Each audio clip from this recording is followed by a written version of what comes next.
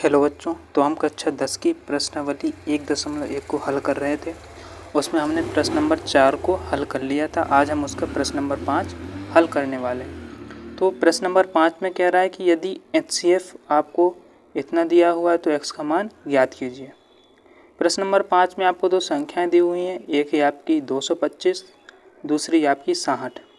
इन दोनों संख्याओं का आपको HCF यानी कि मासा दिया है, जो कि एक समीकरण के रूप में है और कह रहा है कि x का मान ज्ञात कीजिए। तो इसे अपन हल करते हैं। तो क्वेश्चन नंबर 5 में आपको क्या है कि आपको दो संख्याएं दी हुई हैं, एक है आपकी 225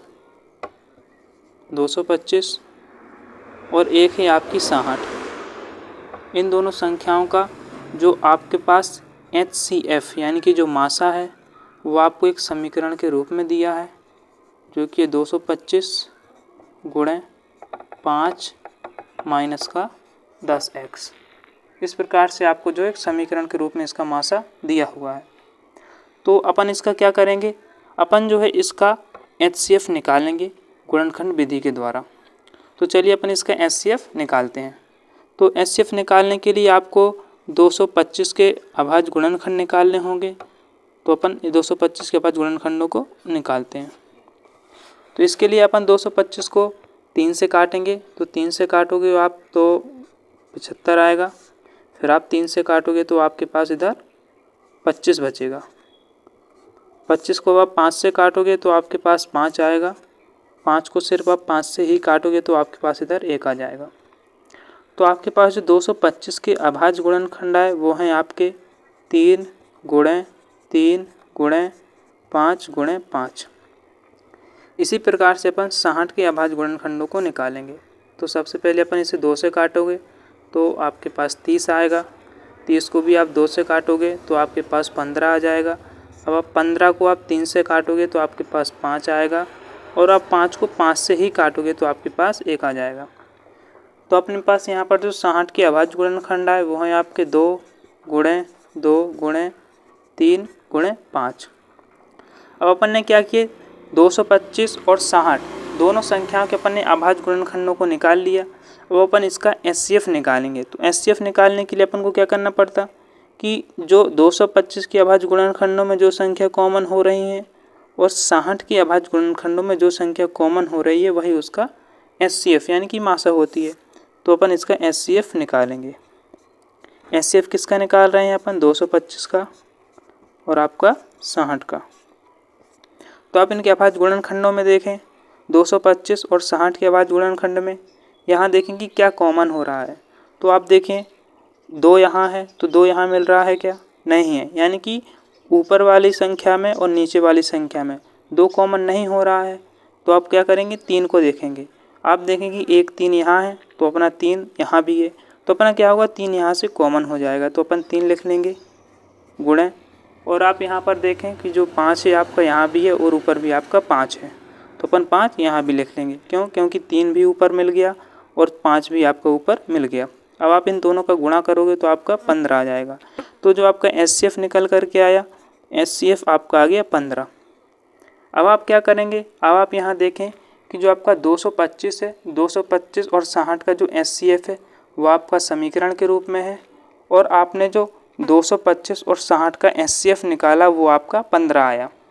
कहने का मतलब ये है कि जो 225 है और 60 का गुणनखंड है जो समीकरण के रूप में दिया है और अपन ने जो निकाला है दोनों ही आपस में बराबर होगा। क्यों, क्योंकि किन्हीं दो संख्याओं के HCF अलग अलग नहीं हो सकते। यदि इसका HCF इतना है तो इसी का HCF आपका 15 भी होगा। यानी कि ये समीकरण में जो HCF दिया है ये वाला और जो आपका HCF यहाँ पर 15 निकल कर के आया है, ये दोनों आपस में क्या होंगे, बराबर होंगे। तो अपन क्या करेंगे, दोनों को आपस में बराबर कर लेंगे। तो 225 गुणे 5 माइनस 10x बराबर हो जाएगा आपका 15।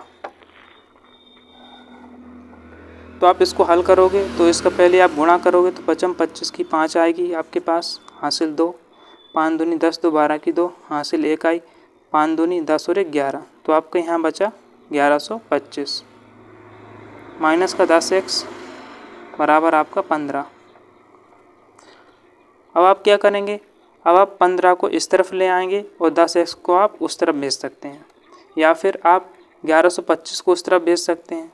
तो आप 1125 को उस तरफ भेज देंगे तो आप देखें 1125 यहाँ पर प्लस का है, बराबर के जब उस तरफ जाएगा तो माइनस का हो जाएगा। तो यहाँ आपका बचेगा माइनस का 10x बराबर यहाँ 15 प्लस का है, और यहाँ हो जाएगा प्लस की संख्या जब बराबर के उस तरफ जाती है तो माइनस की हो जाती है, तो आपका 1125 माइनस का हो जाएगा। अब आप यहाँ पर देखें 10x जो है वो आपका माइनस का है, जब भी माइनस का बराबर के उस तरफ जाता है तो उस तरफ के चिन्हों को बदल देता है, यानी कि माइनस की संख्या इस तरफ जाएगी तो 15 यहाँ प्लस का है तो 15 माइनस का हो जाएगा, 1125 आपका यहाँ माइनस का है तो आपका प्लस का हो जाएगा। तो अपन क्या करते हैं, इस माइनस को अपन ने उस तरफ भेज दिया, तो जो माइनस की संख्या है माइनस का 1125, तो आपका ये प्लस का 1125 हो जाएगा, और जो 15 प्लस का है तो वो संख्या आपकी माइनस की 15 हो जाएगी। अब यहाँ बचेगा 10x बराबर, अब आप इसको हल करोगे तो आपका 1110 बचेगा। अब आप यहाँ पर देखें जो 10 है और x है ये दोनों आपस में क्या है, गुणा में है। तो जब भी गुणा की संख्या आपकी बराबर के दूसरी तरफ जाती है तो वो संख्या दूसरी तरफ जाने पर दूसरी संख्या के बटे में चली जाती है, यानी कि भाग में चली जाती है। तो अपन 10 को इस तरफ भेज देंगे तो 10 क्या होगा, 1110 की बटे में आ जाएगा। तो यहाँ x बराबर आपका बचेगा कितना, 1110 बटे 10। 10 को उस तरफ भेज दिया तो 10 क्या हुआ आपका, 1110 के बटे में आ गया। अब यहाँ पर जो आपका x बराबर बचेगा, अब आप इसको हल करोगे, इसका भाग इसमें लगाओगे तो आपका बचेगा 111। यहाँ से आपका x का मान निकल आया जो कि अपन को निकालना था। इसी के साथ आपका प्रश्न नंबर 5 भी कंप्लीट होता है। अब चलिए अपन इसका प्रश्न नंबर 6 हल कर सकते हैं। आपका अगला प्रश्न है प्रश्न नंबर 6। उसमें कह रहा है कि यदि HCF बराबर 15 है, अपन को दो संख्याएं दी हुई हैं, एक आपकी 120 है, दूसरी आपकी 225 है। इन दोनों संख्याओं का आपको HCF यानी कि मासा दिया है जो कि 15 है, तो LCM ज्ञात कीजिए। 120 और 225 का अपन को LCM निकालना है, तो कैसे निकालेंगे, तो चलिए अपन इसे हल करते हैं। क्वेश्चन नंबर जो आपका 6 है उसमें जो आपको दो संख्याएं दी हुई हैं, एक है आपकी 120 और दूसरी आपकी 225। इन दोनों संख्याओं का अपन को जो है HCF दे दिया गया है जो कि आपका 15 है, और इन दोनों संख्याओं का जो LCM है वो अपन को निकालना है। इन दोनों संख्याओं का अपन को LCM निकालना है, तो कैसे निकालेंगे, तो अपना यहाँ पर एक सूत्र होता है। सूत्र ये होता है कि किन्हीं दो संख्याओं का गुणनफल उन दोनों संख्याओं के लासा यानी कि LCM और मासा यानी कि HCF के गुणनफल के बराबर होता है।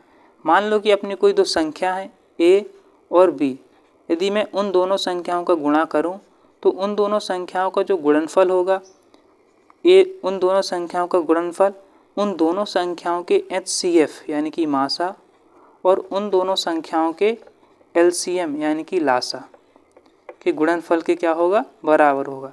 यदि मैं इन दोनों संख्याओं का गुणा करूं यानी कि 120 और 225 का गुणा करूं तो A और B के HCF यानी कि 120 और 225 के HCF के गुणनफल और A और B का LCM यानी कि 120 और 225 का LCM आपस में क्या होंगे, बराबर होंगे। तो अपना A बराबर कितना है, A बराबर अपन 120 रख देते हैं और B आपका है 225। B आपका कितना है, 225।